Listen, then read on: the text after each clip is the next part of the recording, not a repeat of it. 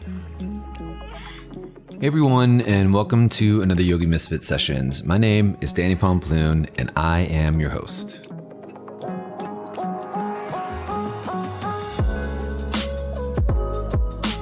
Are you all starting to see all the Thanksgiving and or Christmas decorations that are already going up, which is kind of insane because it's literally only the beginning of... I feel like Halloween wasn't even over yet, and then all of a sudden all the decorations for the other holidays came up. But anyway, it is officially session number 96. And today I've got Jivana Heyman on the show. He has written a really awesome book called Accessible Yoga. And it's exactly that. It's making yoga truly accessible, and not just like to people, but also in the language that we use in yoga, so that it makes people feel included, or they don't feel like they're dumbing down their practice, or, you know, making their practice not as, let's say, equivalent to everyone else's. So he's a really awesome person to have on the show. It was really great to get to chat with him, as most of the guests are on the show. I'm pretty lucky to get to do this. So yeah, super stoked to have him on the show today. Reminding all of you listeners out there, I just can't thank you guys enough for the continued support. We're getting some more donations to the donor box.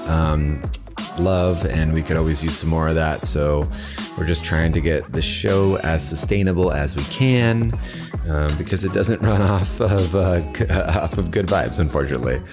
But you can click on the link below for donor box. You can do a little monthly subscription, or you can do a donation. Again, it just helps get the show out there to you guys. You can always leave a review on iTunes as well, because that always helps. Without further ado, let's dive into the show.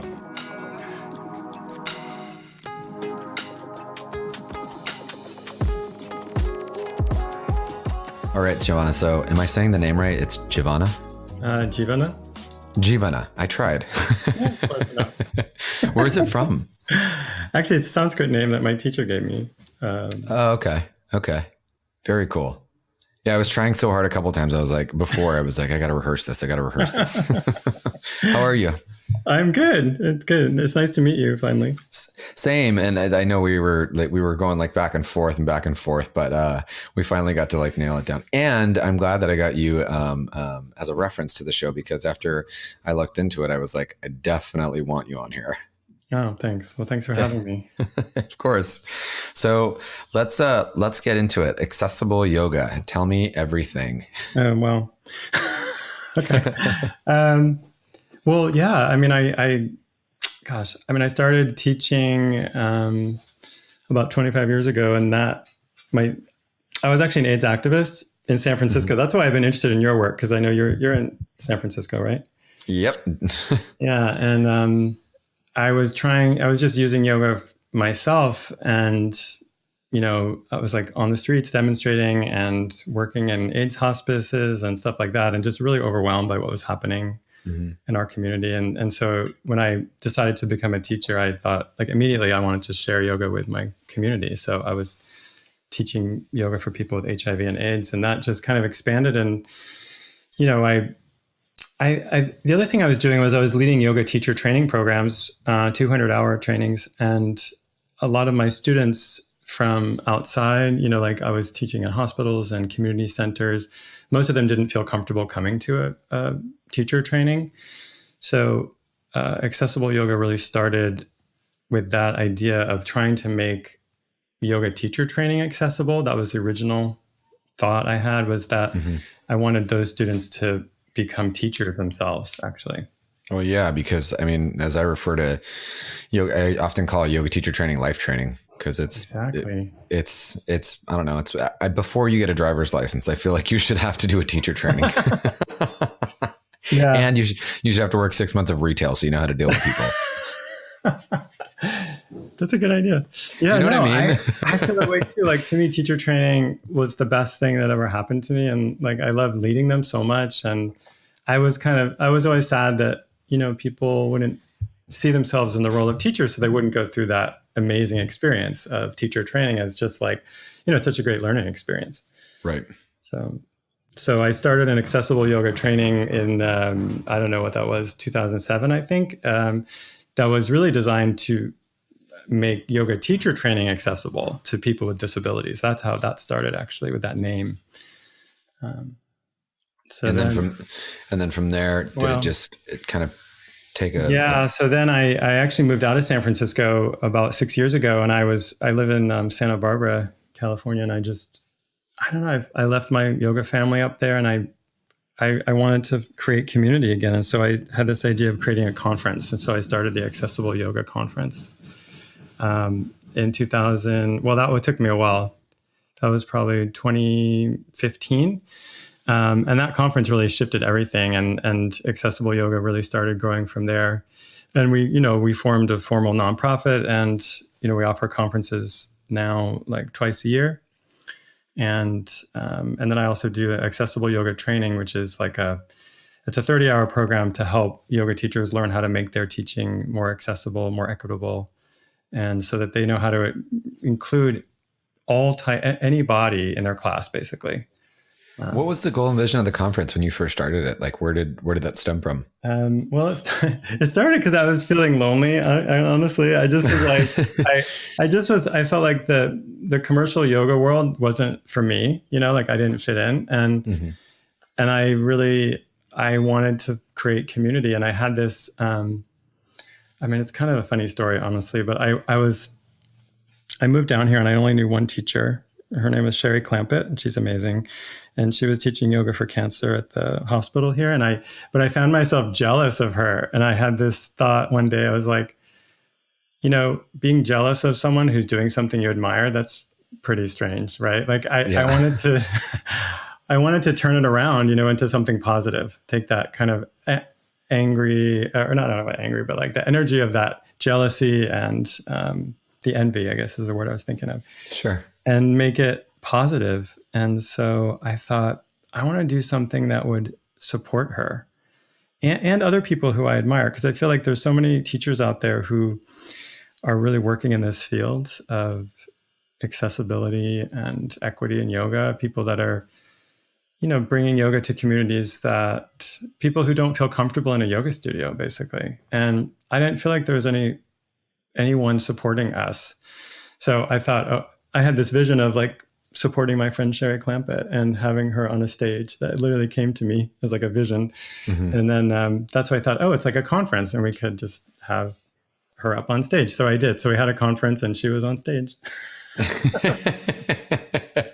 I love the honesty in that. I mean, the transparency is pretty great. Yeah. I really, really, really was jealous of this girl. So I did this thing. Yeah. Well, because to me, my yoga practice is like dealing with my ego and my mind, like trying to think, wait, why am I so jealous? Like, what is that? It's like, know what I mean? It's something weird about it when it's someone you really admire, like in a good way. Yeah. I mean, it's not a bad thing that came out of it. No, it's a good thing. But I realized I had to work with myself a little to get over it. Like it's just a constant struggle. I find, as a teacher, is like, to me, like I said, that my practice is about like, finding some peace in my life. And I know that I'm working against my ego all the time, wanting more and wanting things for me. So the mind is a tricky thing. Exactly. So when you started to break off into the accessible yoga thing and you started to create the program, I mean, how did it go as far as like research wise, or when you were developing it, what systems did you put into place to were you looking at different body types? Were you looking at different disabilities, or I guess like the whole programming of it? What started to give it its roots? Well, my training is through integral yoga, which is it's a classical hatha lineage, and it's pretty gentle. It had been used in some kind of in medical areas, and I'm trained as a yoga therapist, and I used to train yoga therapists, but I kind of was moving away from that, and I was more interested in I guess you'd say like the cultural aspects of disability and the ideas of like what keeps people from engaging in things.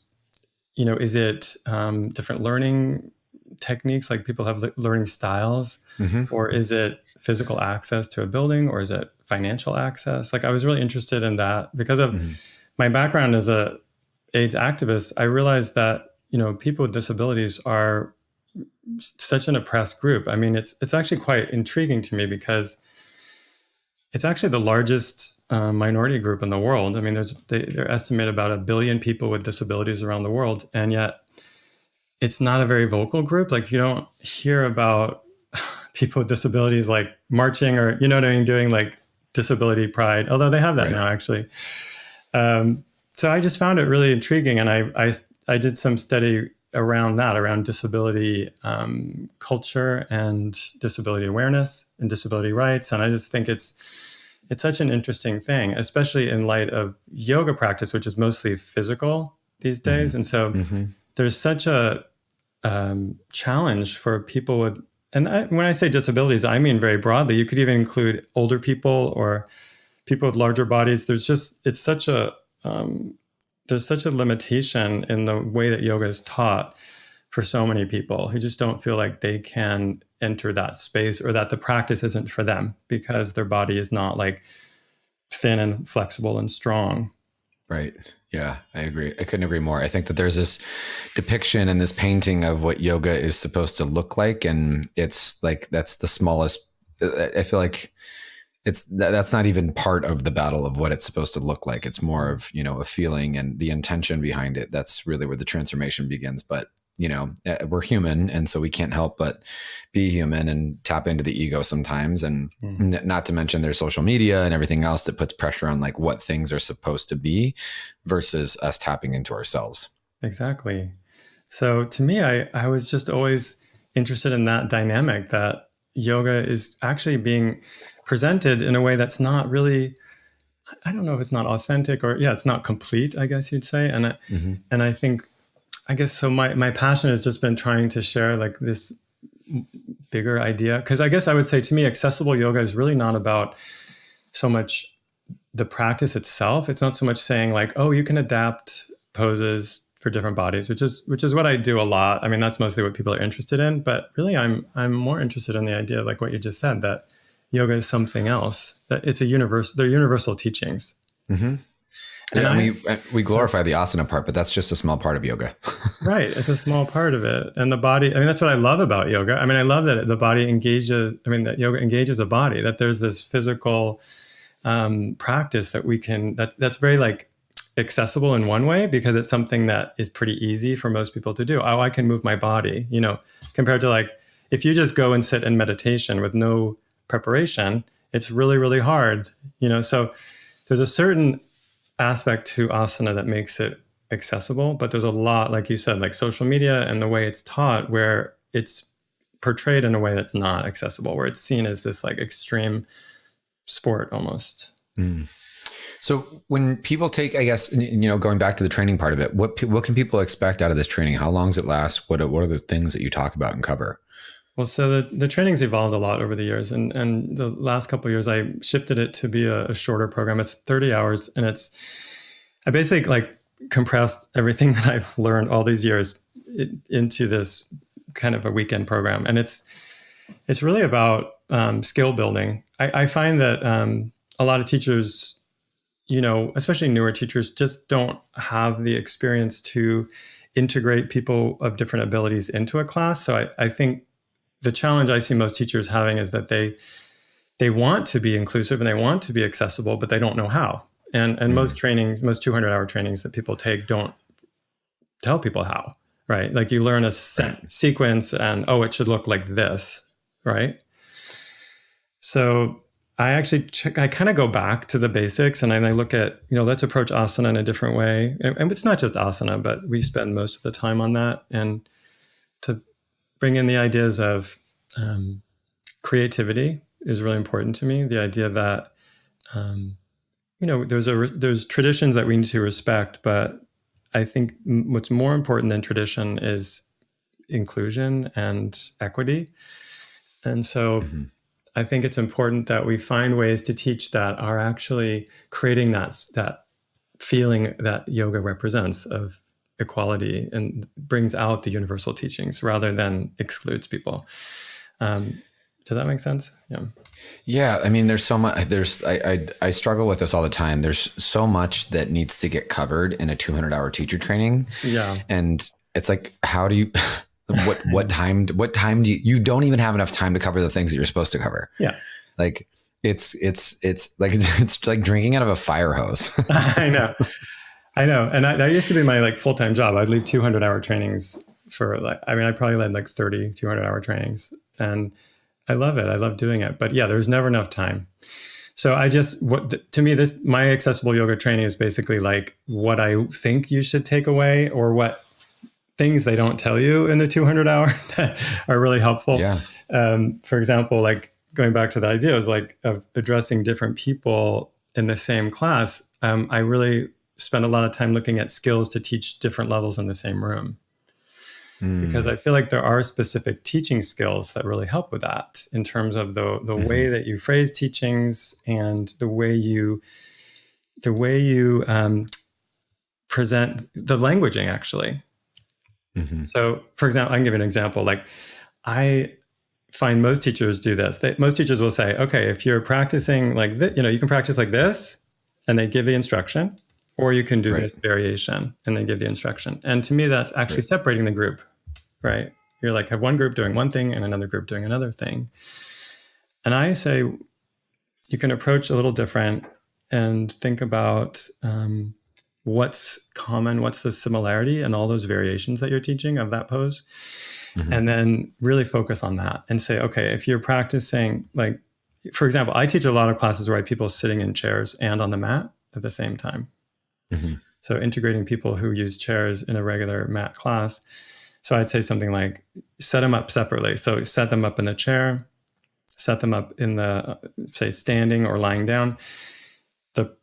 Think of the foundation of the pose first, and then whatever essential like movement that's happening, see if you can find language that addresses both levels, like both the chair and mat practice, or the two different variations of the mat practice, and try to bring that together. So it's like bringing this feeling of, oh, we're practicing as a group, that versus separating them. Yeah, that makes sense. Yeah.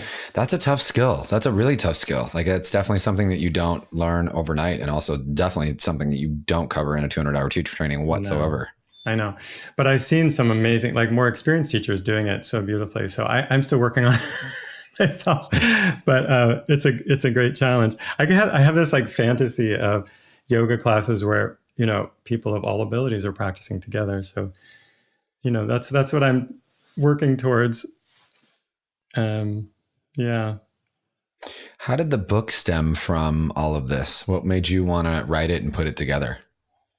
The book is, another way of teaching. I love to write, and it felt like a way of reaching an audience of people who don't come to yoga classes. You know what I mean? Like, I'm actually, the book for me is designed for people who are afraid to do yoga. So to me, it's like a way in for people that don't think yoga is for them. So it's really for students. Most of my work has been with teachers. So it was kind of fun for me to go back to like the basics and think about what someone would want to learn or need to know who wanted to start doing yoga at home, and maybe get up the courage to then go to a class, Have them get a little entry, a little gateway in. Yeah. And also share my story a little bit, and some of the work that Accessible Yoga has been doing as an organization. But mostly it's asana, and basically how to create a practice, how to practice at home, like what are props for, and even creating, using things you have at home as props. I'm talking about that a bit. How you can practice yoga in a chair or in bed. Like, I'm really interested in those practices. And mostly I find that, so many of my students who have physical challenges or disabilities or chronic illness benefit greatly from the practice. And actually, over the years, I've seen that they were almost more committed than students who don't have disabilities. I thought that was kind of interesting, because yoga is so powerful. And I think when we're pushed, when we're challenged in our lives, it really offers like some relief and some, access to a deeper part of ourselves that it's so incredible. And so I think a lot of us a lot of us take it for granted too. We don't realize what we don't have until we don't have it. And so some Yeah. of us that take, even walking, for granted, it's hard to conceptualize what it would be like without it, because you haven't gone through it. So I know, but again, the other thing is, I mean, I mentioned that I was an AIDS activist, but to me, the gift of that time, like it was like the late 80s and the early 90s, was just being around so much illness and death. Like I was like in my 20s, and I didn't expect, it was like last thing on my mind. Like like I was ready to go out and party. I came out when I was 17, and I was just like, that's what I was ready for. And that's not what was there. It was just like a whole right. different world than I expected. And it gave me like a quick lesson in like mortality and reality. Because even if our body is functioning pretty well and we're able to walk and do all the things we want now, it's eventually going to go away. So really, I mean, to me, yoga is about preparing for death. And I think we lose sight of that a lot. We get caught up in our daily lives and forget about this. Really, the depth of spirituality is that it's just like facing mortality, and that we all have limited time. And also, it's the story too that we tell ourselves in the mind. Yoga also is one that helps us prepare that, to make sure that we are ready for, what the next thing is, whatever the next part of the path is. Yeah, because in a way that, like we talked about working with the ego before, I mean, that's what I mean by preparing for death, is that, are you at peace with yourself? Like, are you stuck in an idea of, I need this, or I need to get that, like I need to achieve something, and you know what I mean? Like, is that where you're at? Or you're able to like appreciate what you have and be present? Like, those are things, they're like spiritual concepts, but really they do prepare us for leaving the body. I mean, that it really is a gift. And it's true that we're lucky to have bodies, and we should make the most of this time. And yoga to me is like incredible gift from the ages, like how to work with our body and with our mind, rather than have to figure it out ourselves. We get all these this ancient knowledge that we can experience and practice ourselves, and then we can share with others. Such a scary concept for most people to hear. Sorry. Yeah, maybe I'm scaring people away. But it's true. I think most people don't want to hear it or think about it like that, but it's a reality, Yeah. And actually, I find it's funny, if you ask people, I find about half of people do think about death a lot and half people don't. And I think, I know it sounds really scary, but it actually can give us so much. Like, it really is so fulfilling to find that kind of, to be at peace with death, because can liberate us from so many things that we think are, it can liberate us from so many things that we think are important, but are really not. Exactly. And also, I feel like there's this underlying like fear of death. I mean, I struggle with it all the time. That's like, it kind of is like this anxiety behind so many other worries I have, is like this impending fear, or like, you know what I'm saying? That's just hanging around. And so I think facing it or thinking about it or addressing it in your practice can be really healthy. Also, I think that there's a way that just translate culturally, because I think, especially in the US, we really push away illness and death and aging as something bad. And really, it's something that we should be embracing more. I feel like, like if you look at the way that so many older people are isolated and not connected with society, and the same with people with disabilities often are isolated, I think that has to do with the kind of the way that we perceive disability, illness, and aging as something negative, rather than just accept it for what it is, without judgment. And I would go back to teaching for a minute and just say that maybe the other main lesson that I try and give my students, or I ask of other yoga teachers, is to really stop judging people based on their physical ability. I feel like there's kind of this, I don't know, judging that happens when someone comes into your class. And I think it's just human nature that we think healthy is good or something, but really to me, healthy is something else. Healthy is like being at peace and being content. Do you know what I mean though? If that makes sense.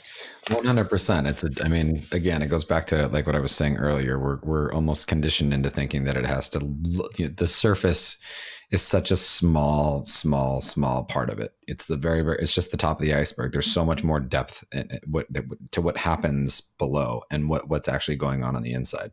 Right. And I've been lucky to have a lot of students who've taught me, they've shown me that through illness, through disability, and even in death, that they are like so amazing. Like they have so much wisdom and peace. And I'm not saying I have it. In fact, I'm really struggling with aging. Like I just turned 52 and welcome to being a gay man. Yeah. There you go. It's so hard. Oh my God. Yeah. Yeah. Yeah. Yeah. My body just doesn't do what it used to do, and Same. And I don't look like I used to. On today's episode, Jivana and I just talk about how aging sucks. Oh my God. But you're young, right? I mean, I'm pretty young, but 52, like, okay, I'll tell you something I never told anyone. I looked in the mirror once, it was like maybe a year ago, and I thought I had some like swelling in my face, like maybe it was my tooth. And I called the dentist and I made an appointment. And then I realized like the next day that it's just like my face. That's just the way my face had like dropped. It felt like it happened overnight and I just hadn't noticed it before. Well, it wasn't any swelling. Call it a gift.